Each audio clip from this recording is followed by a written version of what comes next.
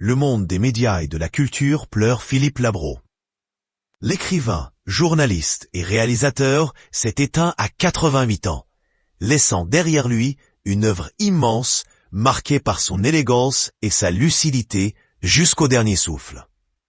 Sa fille, la romancière Hélène Grémillon, a pris la parole dans Ciné Télé Revue pour lui rendre hommage et dévoiler ses ultimes paroles, échangées dans l'intimité de la chambre d'hôpital. Il m'a regardé avec ce regard si clair, si conscient, et il m'a dit « Je suis prêt, j'ai tout dit, j'ai tout vécu », a-t-elle confié avec émotion.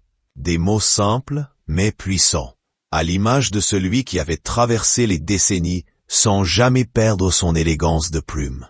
L'homme de lettres s'est éteint dans le calme, entouré des siens, en laissant derrière lui un vide immense et un héritage littéraire indélébile. Entre Philippe Labro et sa fille, le lien était fort, presque fusionnel. Hélène Grémillon, connue pour ses romans à succès comme Le Confident, s'est inspirée à plusieurs reprises de l'univers du père.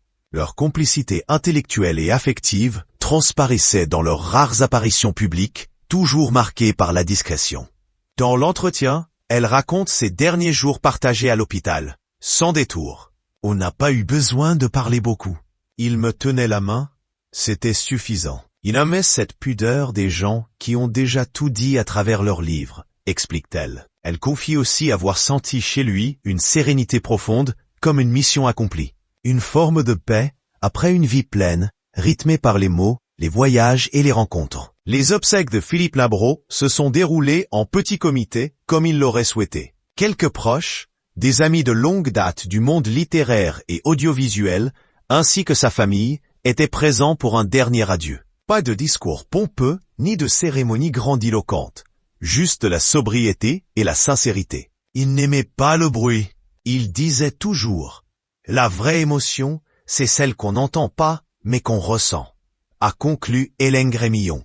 Un dernier clin d'œil à l'homme pudique et profond qu'était Philippe Labro. Sa voix s'est tue, mais ses mots, eux, continueront de résonner longtemps.